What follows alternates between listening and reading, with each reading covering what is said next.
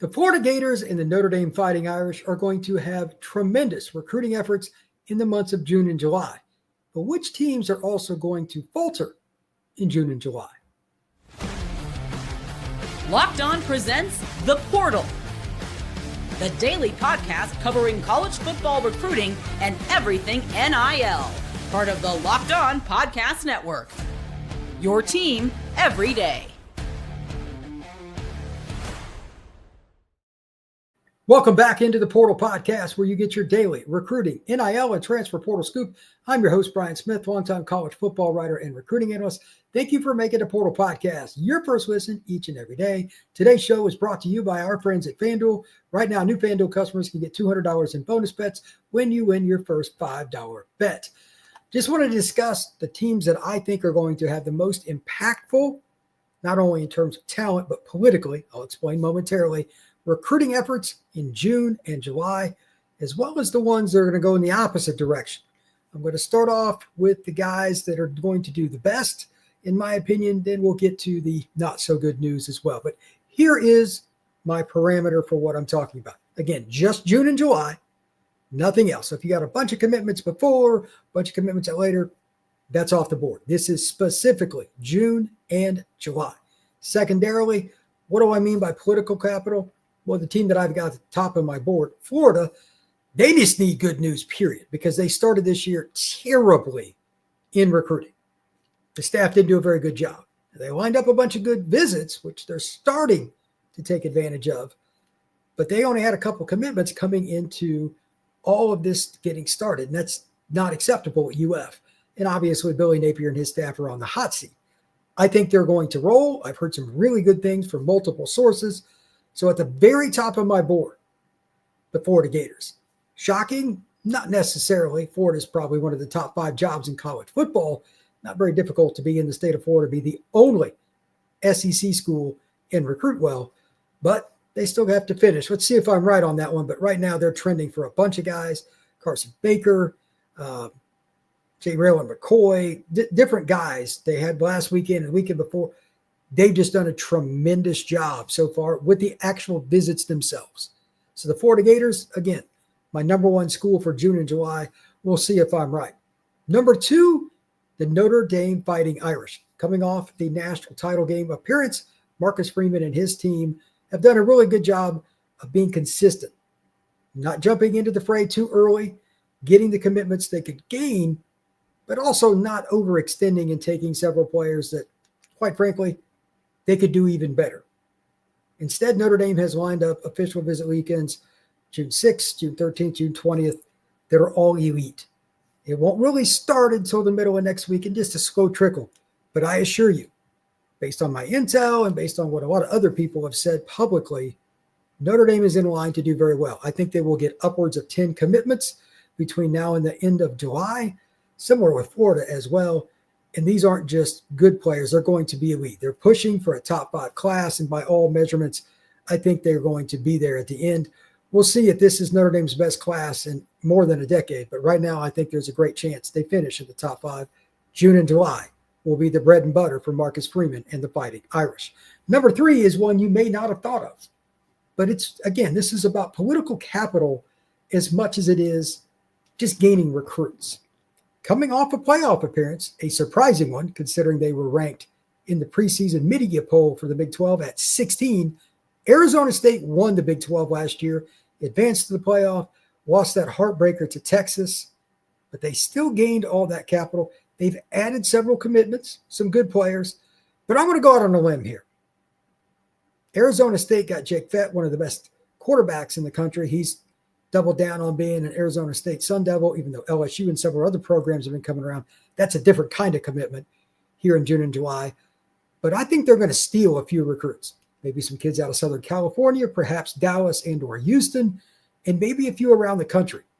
They've done a tremendous job in Tempe, Arizona at evaluating talent, finding fits for what the Sun Devils want to do on both sides of the ball. I don't think that's going to change. The coaching staff at Arizona State deserves a bunch of credit.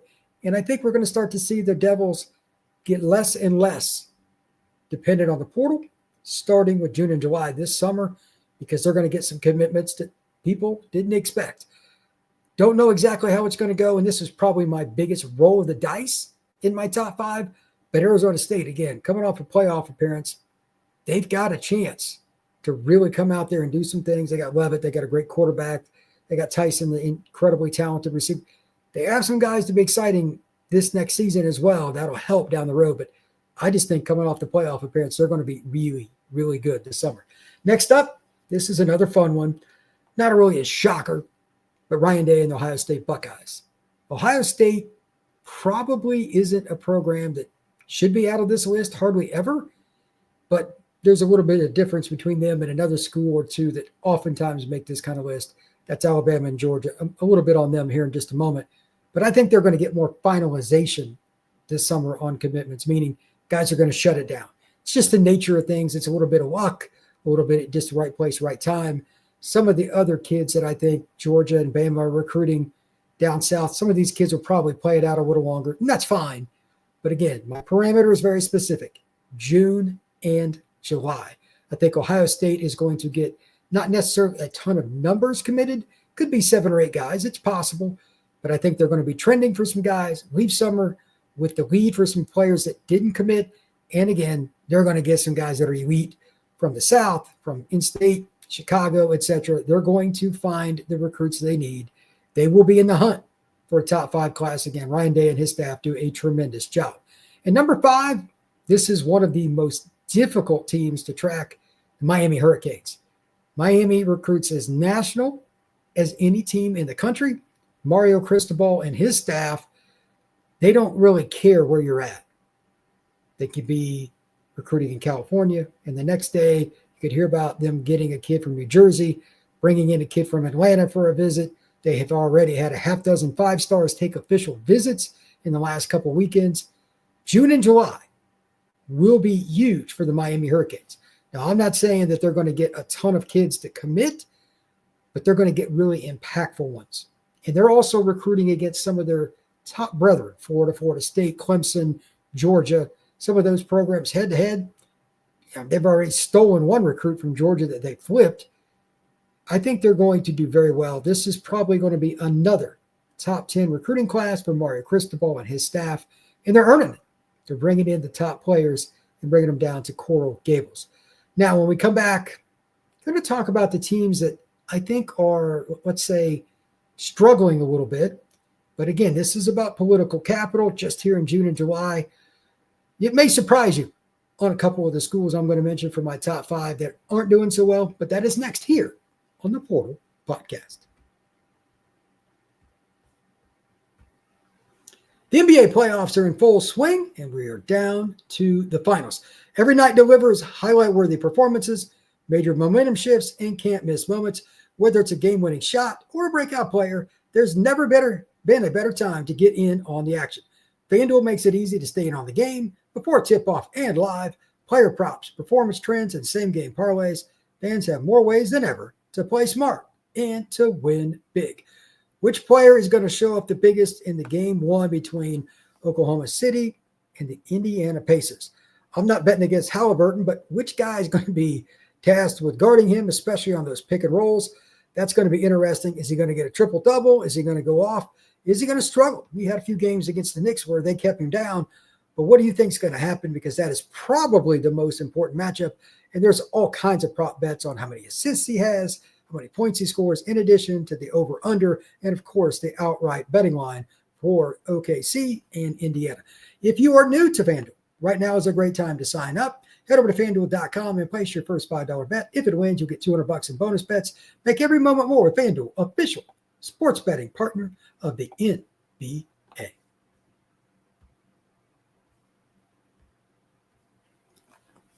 Thank you once again for making the Portal Podcast your first listen each and every day. I truly appreciate you stopping in. Please hit that like button, that subscribe, and share this podcast. It is now time for the 5 schools that I think are going to be below where they should be in recruiting. This doesn't mean they're not going to get good players. This doesn't mean they're not going to get anybody.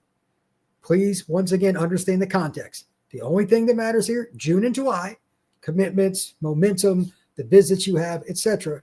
But are you meeting expectations for your fan base And are you doing it especially in a money year, meaning your contract's up as a head coach, you're on the hot seat, etc.? We're going to do this a little different. We're going to go 5-1 on this instead of 1-5, just for fun. Number 5 on the list, North Carolina. There has been so much talk about Bill Belichick, and especially his girlfriend, that it's just gotten to be the point of ad nauseum. Now, they've gotten a couple of commitments recently. A couple of the brothers has committed, really good players in state, and that's fine. But they've lost a ton of really good players in the state of North Carolina. Tennessee's got the quarterback, Faison Brandon. Notre Dame's got like 3 commitments out of the state of North Carolina. Clemson's getting players out of it. They just got a really good offensive lineman. Really good players are still leaving left and right, even with Belichick there. I thought they were supposed to have all this NIL, and it's kind of easy to sell Bill Belichick. That's not very difficult. Why isn't a big box school like North Carolina, excellent academics, you're in the Power 4, you're the state university, why aren't they doing better right now, first off? And secondarily, I'm not hearing all the right things I need to about the remaining players inside the state for me to believe they're even going to sniff the maximum effort and result in recruiting this summer. Not saying they're going to be terrible, but I really thought this summer they would be one of the big names to kind of come out of the woodwork. Because Carolina, let's be honest, they've never invested in football like they should. But then they went and got Bill, and we heard all this stuff about the NIL. What's going on? They're not getting the same love from the recruits that I thought they would. Let's see if I'm right or wrong. Number 4 on my list is Michigan State. This is a product of location and being the other school in the state of Michigan. The Wolverines, they've got serious NIL now as well. They are the state school, and I know MSU fans don't want to hear it, but that makes it really hard to get players from your own state. Plus, Notre Dame came in and got 3 linemen out of that state already, and this is a year Michigan State really needs offensive linemen. The Irish already beat them for 3 of those. Ohio State, Penn State just got an offensive lineman. They're not getting the kids out of Chicago they used to. They're not getting as many kids out of Indiana with the Hoosiers up. This is kind of difficult. I don't think that I would expect them to be dominant, but Michigan State is not where they need to be in recruiting.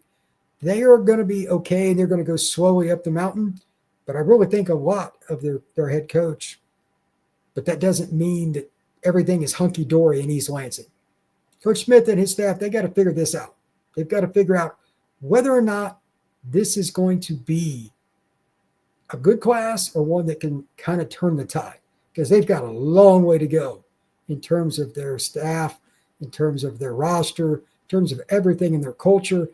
There could be some more pieces changing after this season, because right now recruiting is just not going as well as it needs to in East Lansing. Number 3 is a school I just mentioned a moment ago, and that's Indiana, my alma mater, ironically. Coming off an 11-1 regular season and losing to Notre Dame in the playoff, that's a lot of capital, man.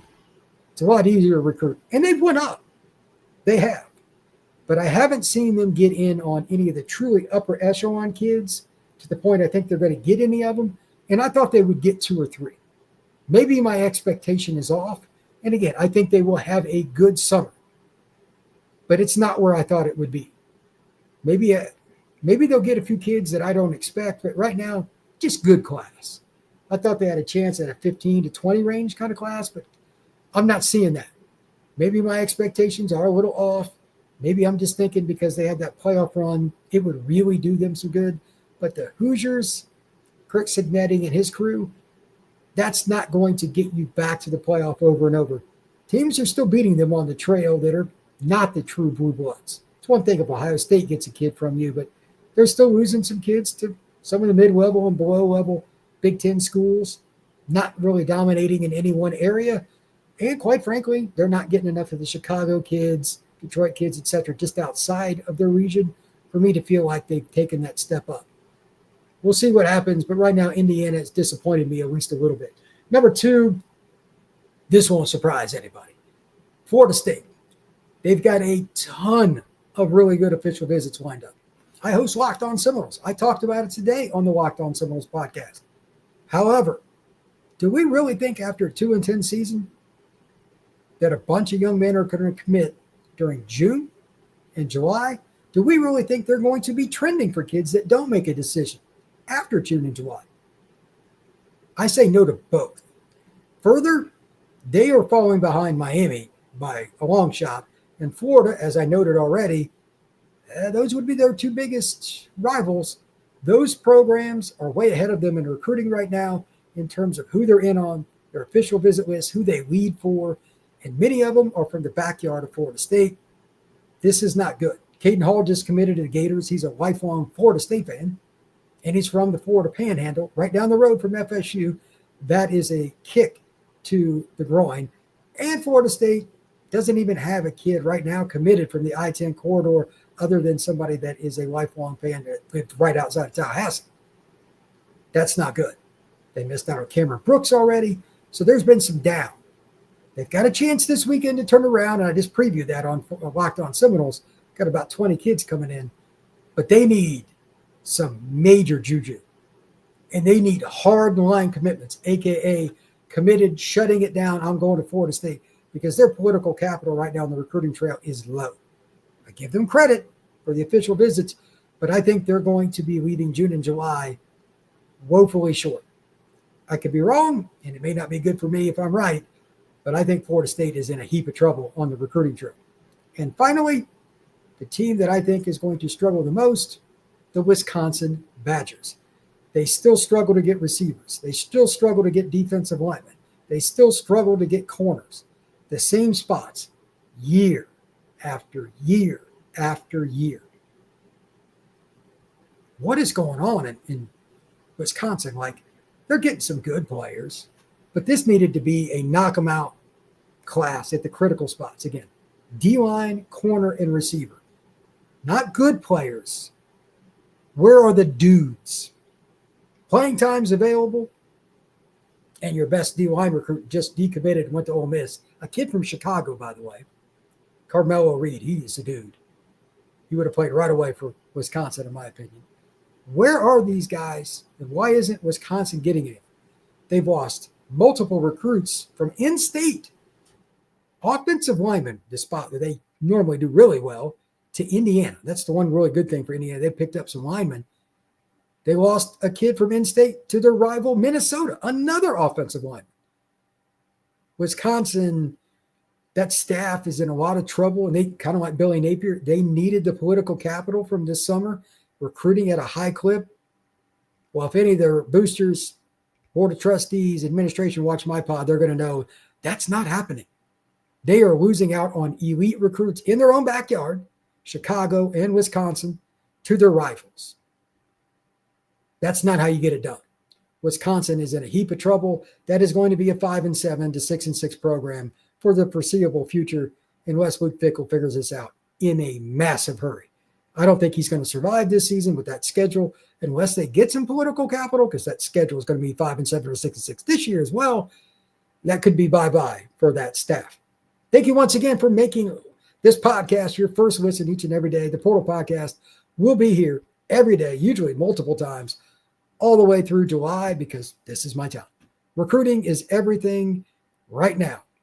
All the visits, Florida, USC, Texas, Georgia, Ohio State, Notre Dame, Michigan, you name it. There's going to be something coming up all the time. And by the way, Clemson just got another commit. They're a school that I think almost made my top 5, but they're playing the long game, kind of like Bama and Georgia on some guys, and they're doing well. But Clemson's another school doing very, very well in recruiting. I just think a lot of their commits and everything they're going to do is going to take a little longer. But once again, thank you for checking out the Portal Podcast. Please like, please subscribe. We will see you again soon here on the Portal Podcast.